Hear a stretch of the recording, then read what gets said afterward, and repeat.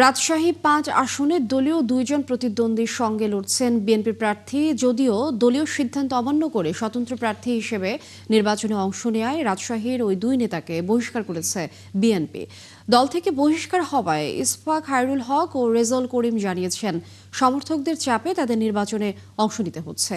রাশিদুল হক রুশুর প্রতিবেদন। কৃষি মৎস্য চাষে সমৃদ্ধ পুঠিয়া ও দুর্গাপুর নিয়ে এই আসনটি পুনরুদ্ধারে আশাবাদী বিএনপি। দলীয় মনোনয়ন দেওয়া হয়েছে পরিচিত মুখ পুঠিয়া উপজেলার সাবেক চেয়ারম্যান অধ্যাপক নজরুল ইসলামকে।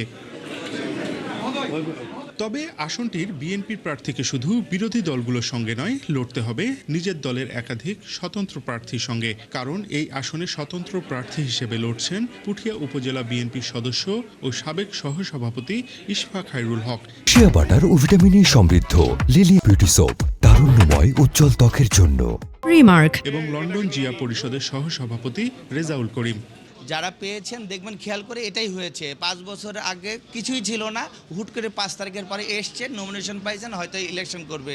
আমি তাকে সাধুবাদ জানাই। কিন্তু আমি থাকবো, আমি আছি, আমি এলাকাতেই থাকবো, এলাকার মানুষের পাশে কাজ করে যাব। যখন আমি প্রচারণায় যাব তখন প্রশাসনের কী ধরনের ভূমিকা পালন করছেন, ইসি কী ধরনের ভূমিকা পালন করছেন এবং জনগণ আমাকে কতটা সাপোর্ট করেন এটা আমি বুঝতে পারবো।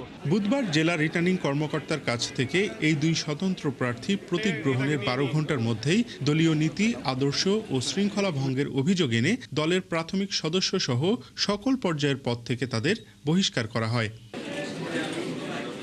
যদিও স্বতন্ত্র প্রার্থীদের তেমন একটা গুরুত্ব দিচ্ছেন না দল মনোনীত প্রার্থী নজরুল ইসলাম। তিনি বলেন, বিএনপি বড় দল, এখানে বিরোধ থাকবে, তবে দলের প্রকৃত কর্মী সমর্থকরা ধানের শীষের পক্ষে ঐক্যবদ্ধ আছে।